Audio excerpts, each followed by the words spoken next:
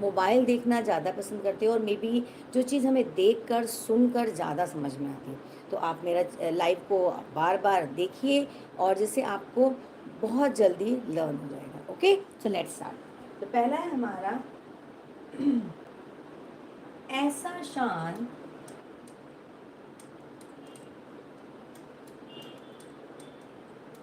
जैसे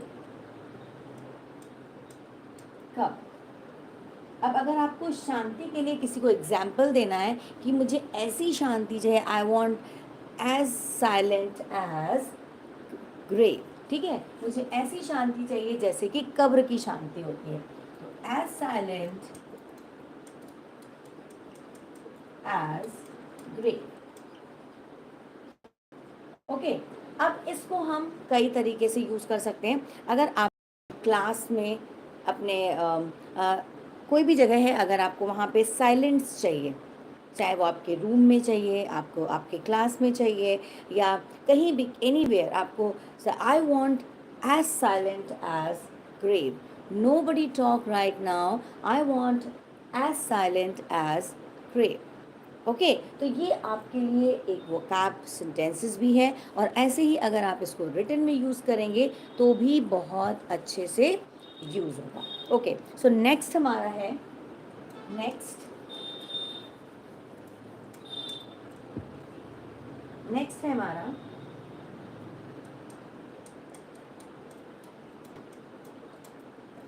ऐसा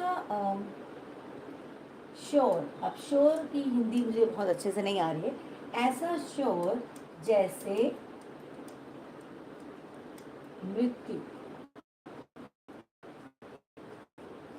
इतने श्योर हो, इतने ज़्यादा जैसे कि मृत्यु।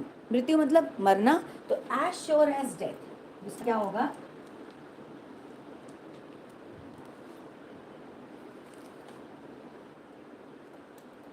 As sure as death. ठीक है, इतना श्योर। अब डेथ क्या है, डेथ एक श्योरिटी को डिफाइन करता है।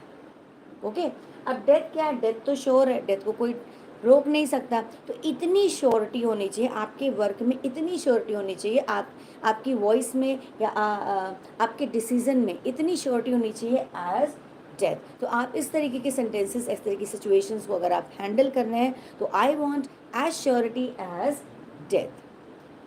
if you are sure, if you are as sure as death, then you say something.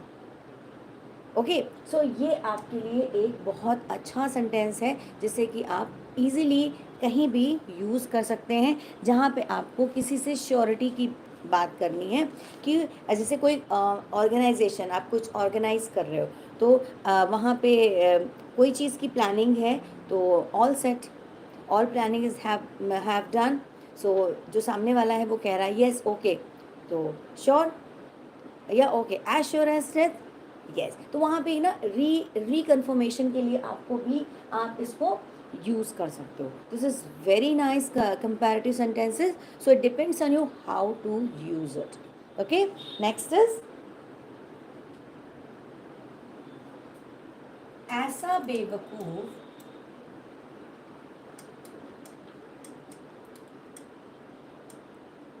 जैसे भेड़। अब भेड़ को एक कहते हैं ना कि बेवकूफ़ बोला जाता है, सिली पर्सन बोला, सिली बोला जाता है, इसलिए ऐसा बेवकूफ़ जैसे कि भेड़। तो इसको हम कैसे बोलते हैं, एज सिली एज शीप।